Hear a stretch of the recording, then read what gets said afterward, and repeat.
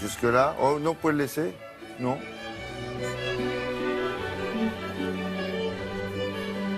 Ça vous dit quelque chose? Non. Alors, il n'a pas inventé le canon, mais quand même, quand on dit Pachelbel, on dit toujours le canon de Pachelbel. Le canon de Pachelbel, effectivement. Et avec lui qui faisait ça ou quoi? Alors, bien sûr que non. Et puis, alors, le canon le plus célèbre, vous savez, c'est le fameux frère Jacques. Il y en a un qui démarre, et puis après, d'autres voix. C'est ça, chanter en canon. Voilà, c'est chanté en canon. Alors là, effectivement, là, ce Johann Pachelbel, puisque c'est son prénom, est un organiste. Alors, c'est un compositeur, comme d'autres, mais là, c'est devenu un véritable tube que son fameux canon. Le voilà, Pachelbel. Il est né en septembre, c'est pour ça qu'on en parle ce matin. Il est né en septembre 1653. Alors quand je dis il est né en septembre, en fait, on ne sait pas s'il est né en septembre. Je vais vous donner la date exacte, c'est-à-dire au tout début septembre, il a été baptisé. Donc ça veut dire que effectivement, il est sans doute né la veille ou le jour même, puisqu'on baptisait très souvent rapidement. Alors on le voit là, cette gravure que l'on vient de vous montrer, ça le montre devant sa ville natale, Nuremberg. C'est là qu'il a vu le jour et c'est là qu'il va être organiste, un organiste célèbre. Et finalement, il va lancer une famille. Vous savez, on connaît évidemment la famille de Jean-Sébastien Bach, oui, célébrissime. D'ailleurs, ça fait partie de son histoire, je vais vous la raconter dans un instant. Mais en plus, lui va donner sa passion de la musique à deux de ses 7 enfants qui vont devenir organistes, eux aussi. Un à Nuremberg, dans la ville natale de papa. Et l'autre, il va même partir, ce qui n'existe pas encore les États-Unis, mais il va partir en Amérique et il va faire connaître comme organiste la musique allemande dans les futurs États-Unis. C'est assez étonnant, cette famille, alors qu'on ne connaît que le canon de Pachelbel qu'on réécoutera tout à l'heure. Et c'est vrai qu'on ne connaît pas ses autres œuvres. Alors, ce sont des œuvres assez religieuses puisqu'il était organiste. Il y a des motets, il y a des messes principalement. Et puis, il fait un gros travail pour les choristes. Oui. Il faut savoir que le canon de Pachelbel, dans les années 60-70, a été interprété par des orchestres modernes. Oui. C'est comme ça qu'on a redécouvert le canon de Pachelbel, sinon on l'aurait oublié, le pauvre homme. Alors en plus, ça a été repris par des chanteurs, on va le voir dans le sujet dans un instant.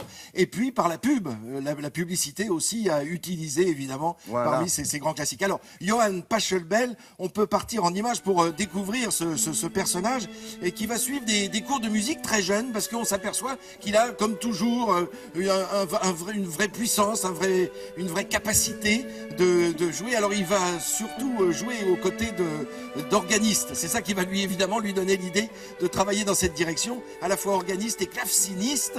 Et du coup, on va le retrouver dans de nombreuses églises, alors à la fois à Nuremberg, puis il va voyager. On va le retrouver à Vienne.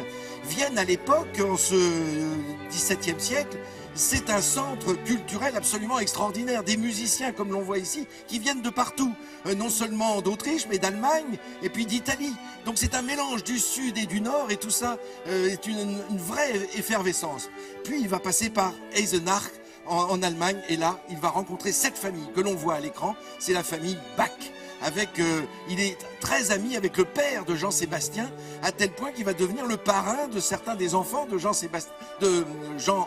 Ambrius, puisque c'est le nom de son père. Et puis ces reprises, et ça vous souhaitiez... Ah ben oui. Et écoutez cette reprise d'Alain Barrière. C'est pas une reprise, c'est une adaptation en chanson, évidemment.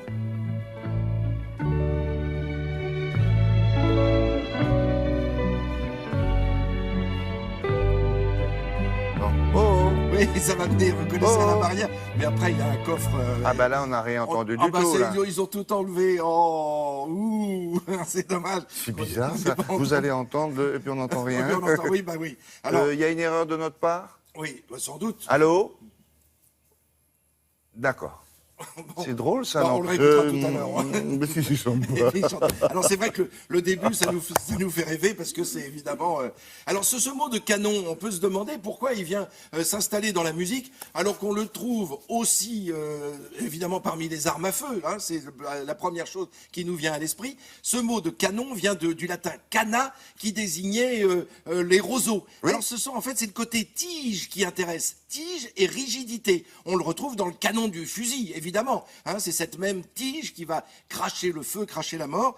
Mais on va le retrouver dans cette rigidité, c'est la règle canonique, par exemple, que l'on retrouve dans la religion chrétienne. Et quand on canonise quelqu'un, c'est-à-dire qu'il devient saint, comme Mère Teresa la semaine dernière avec le pape François, eh bien on canonise ces femmes et ces hommes parce qu'ils rentrent dans la règle des saints. Voilà quelques éléments par rapport à ce mot canon qu'on retrouve aussi quand on boit un un bon coup, évidemment avec modération, ou vous savez, quand on parle d'une jeune fille un peu vulgairement et qu'on dit c'est un canon, là aussi, mais ça rentre parce que ça rentre dans un canon de beauté, c'est-à-dire une règle artistique très précise. Vous l'avez retrouvé, Alain Barrière, là, quelque part, juste pour qu'on sache à quoi ça colle. Le temps de le dire, le temps de l'écrire, tout s'en va déjà, tout s'en va déjà. Un murmure, hein, Et le temps voilà. peut-être. Donc, quelle année, c'est à peu près? Années 60, début 70, je sais pas, non? Oui.